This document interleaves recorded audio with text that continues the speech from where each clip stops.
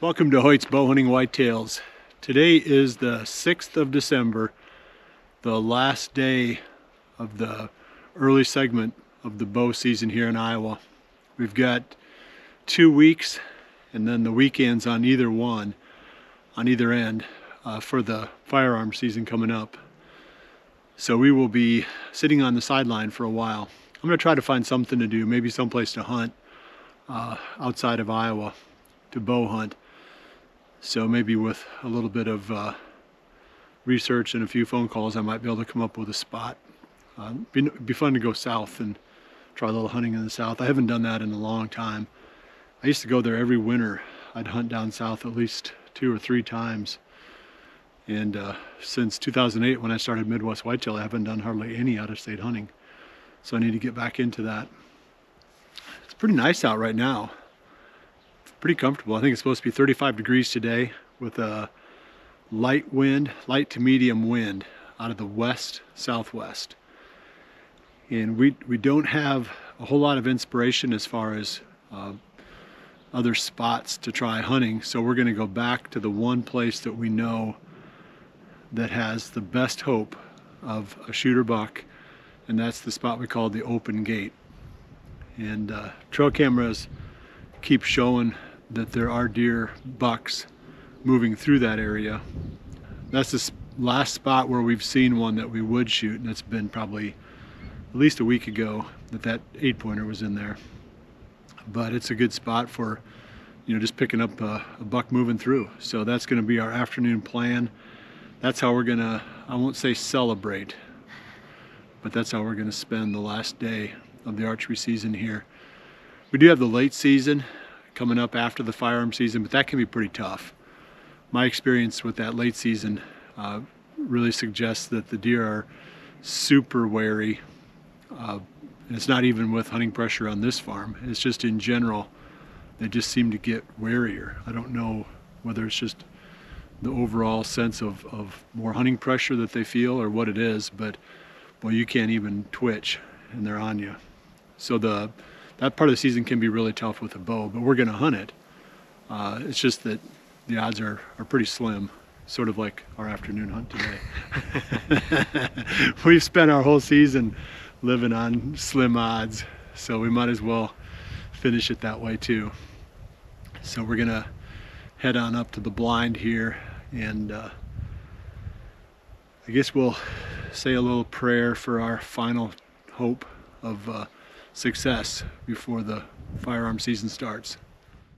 Hoyt's Bowhunting Whitetails is brought to you by Redneck Blinds, Code of Silence Apparel, Hunt Stand Pro Whitetail App, Whitetail Institute, Research Equals Results, B3 Releases, XO Broadheads, Exact Sights, Muddy Outdoors Tree Stands, Stealth Cam Trail Cameras, and Hoyt.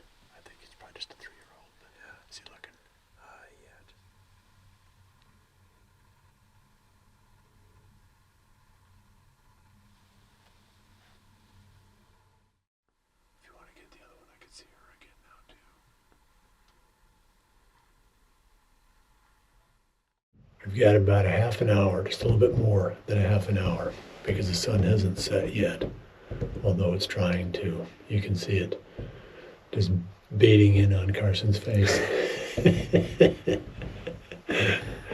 Within 5 minutes, though, that's going to be below the horizon. So we've seen 3 deer so far. We saw a buck with 1 horn. I guess they're technically antlers, don't call them horns. And he was obviously injured. He was limping really bad. I don't know, I couldn't tell if he shed the other side off or somehow he had broken it off, but my guess is that he had shed it off. You know, that whatever the injury was caused enough stress for him to shed that antler early. Unfortunately, he didn't make it through the fence. He wanted to come in here pretty bad. I'm sure he was hungry, and if he'd have come in here and offered me a shot, I would have gone ahead and shot him. You know, you can't say that he wouldn't survive. He surely could, because they can survive some pretty nasty stuff. But if he'd have been standing out here, I think I'd have shot him. So the other 2 were does, and the wind has pretty much dropped off to nothing now, hasn't it? Yeah, it's pretty dead now. Yeah, it was blowing in that direction, in the direction where those deer were at below us, you know, to the north. So now the question is, was this a disappointing season? Yeah, I think so. Disappointing from the standpoint of the number of hours that we put in for how little we got back in terms of sightings of mature bucks and really bucks in general. And I've talked about it a lot, I guess, already, that this farm is kind of weird. The deer don't seem to move as much in daylight here as what I've seen in other places. But the biggest problem that I had was there were only 2 potential mature bucks on this farm that we knew of, and they both lived in the same area, you know, roughly where we're sitting. So we spent probably too much time in one part of the farm, and it's easy for the deer to figure out they're being hunted if you're in there all the time. And once they figure it out, the amount of daylight movement starts to drop off really fast. You know, we had some decent hunts, but overall it was really pretty slow. And this farm is going to keep getting better because more bucks are going to make it into that mature age class, so we can spread our hunting pressure out. I don't have to spend all my time in one area. You know, I know people are offering advice saying, well, why don't you hunt someplace else? There's some deer coming up that trail. Okay, yep, deer over by the open gate, so we'll come back and talk about this later. 5 does. We might have to shoot one of them if we can. I think there maybe 1 fawn. 45-yard shot. Tell me when that first one gets into that opening.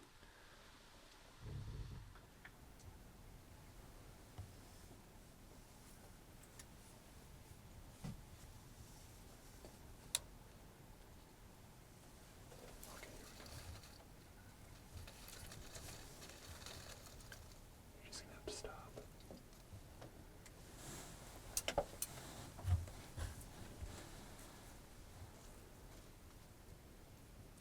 She's spooky too.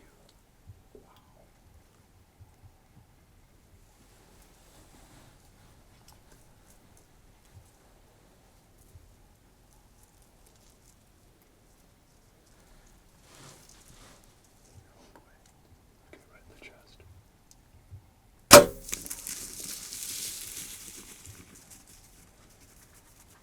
think it went over. Okay, here we are, back 10 or 15 minutes later. There were 6 antlerless deer that came out, does and fawns. I let the first doe and fawn go by. I just didn't want to make a sound to stop them because they're so spooky right now, especially with the wind dropping way off. So, and then the third one,